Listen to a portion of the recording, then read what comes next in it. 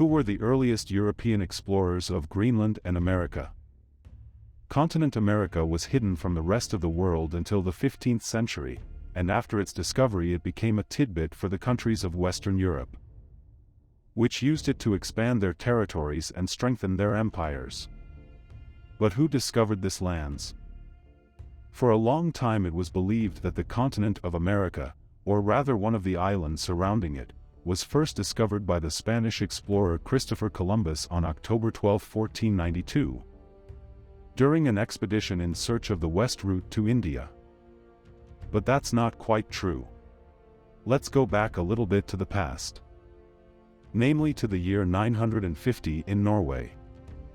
At that time in the family of the Norwegian Thorvald Asvaidson was born a son, Erik, who would be nicknamed Red in the future. In 960, when Erik was 10 years old, his father killed several people, and for that he was considered a criminal in Norway. And not to lose his head, Thorvald and his wife and son hastily fled to Iceland, which had long been a refuge from the rule of the Norwegian kings, Harald the Fair-haired and his son Hakon the Good, and offered a free life in the democratic society of that time. An interesting fact was also that Thorvald's great-grandfather Thorir was the brother of that Nadid who happened to be the first Norwegian to discover Iceland. I have already made a video about the discovery of Iceland by the Vikings, and you can watch it at the hint I left above and in the video description. Erik Red's family settled in Hornstrandir in northwest Iceland. When he grew up and married, he moved to Hoykatler, setting up a farm and having 4 children. A daughter, Frydis, and 3 sons, Leif, Thorvald and Torstein. In the future they too will play an important role. In 982 Erik followed in his father's footsteps by becoming an outlaw. The owners of a neighboring farm killed Erik's slaves who tried to steal from them. Slaves were not considered full human beings at the time and were treated as property. Erik did not hesitate long to avenge his property and killed his neighbors, for which he was condemned and banished from Hoykatler. Executing his sentence, Erik outfitted a ship and decided to sail west. He wanted to reach a land which, in clear weather, could be seen from the peaks of the mountains of western Iceland. It lay 280 kilometers from the Icelandic shore, and according to the sagas, earlier in the 900s this land had been seen by Gunnbjorn the Icelander. And in 978 Snebjorn Galti and Hrolf from the Red Cliff were about to settle there. They sailed to the islands nearest to Greenland and wintered there. But the obstacle was a small treasure trove of gold that Snebjorn had found on the island. As a result of the conflict over the treasure, Snebjorn was killed and Hrolf and his crew returned to Iceland, never trying to reach Greenland again. Erik the Red sailed west in 982 with his family, servants, and cattle.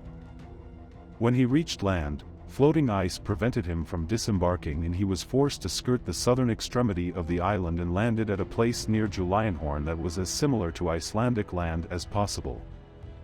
In terms of conditions, during the 3 years of his exile, Erik did not encounter a single human being on the island. He spent the first winter on Eiriksey Island, and the second winter he spent at Eriksolmer. In the last summer he explored as far north as Snuffle and Hrafnsfjord. But he also reached Disco Island, far to the northwest of the south end of Greenland, during his travels along the coast. At the end of his exile, he had a good deal of success in Greenland. Erik the Red returned to Iceland in 985 and began to persuade the locals to move to new lands. He named the island Greenland, which literally means green land. This name was chosen for the advertising purpose of attracting more settlers to the island.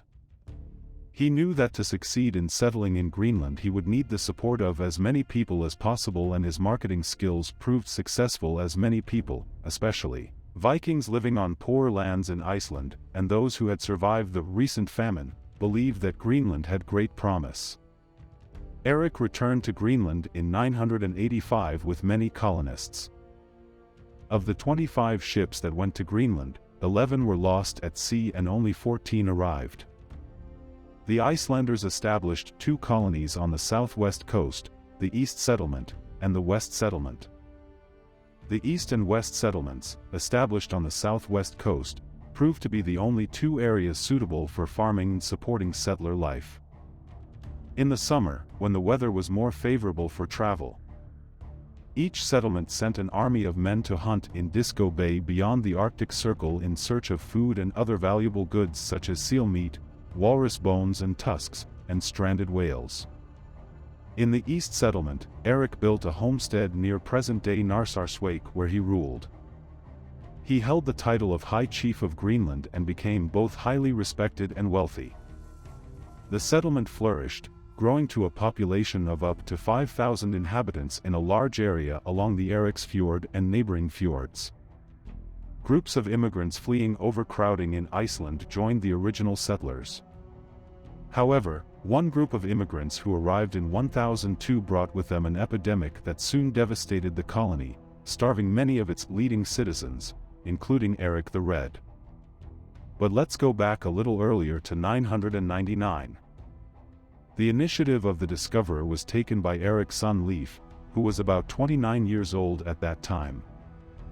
He had traveled to Greenland with his father and had already made his own trade expedition to Norway, where he was converted to Christianity by King Olaf Tryggvason of Norway.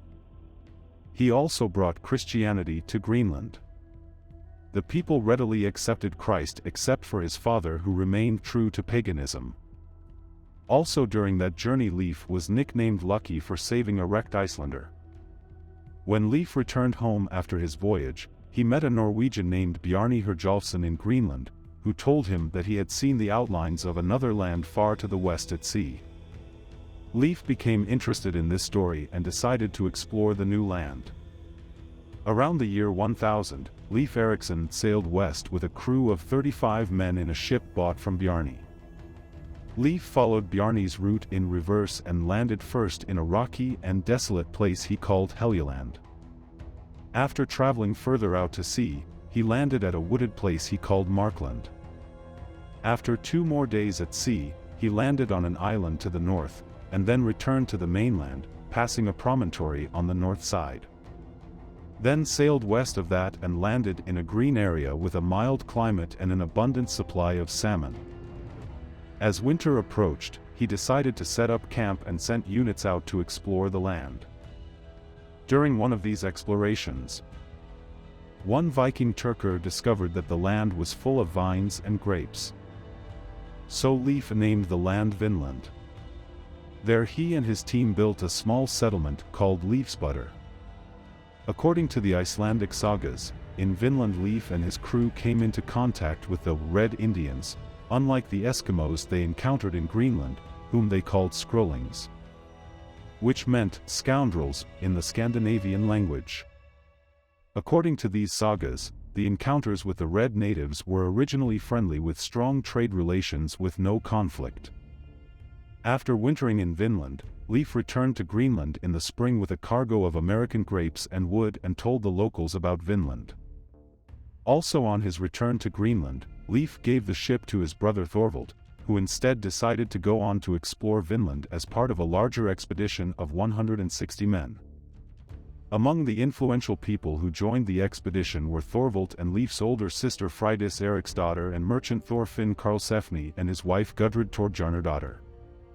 Thorfinn became the prototype of the main character in the recent anime novel The Vinland Saga, which is a must-watch if you consider yourself a fan of the Viking theme.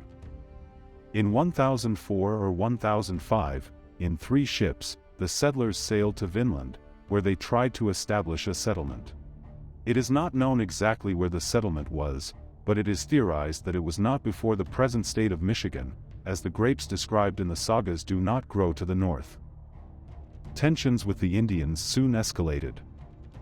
Thorwald, for whatever reason, captured and killed 8 natives. The Scandinavians were then attacked and Thorwald was wounded by an arrow in a skirmish with the Scrubblings.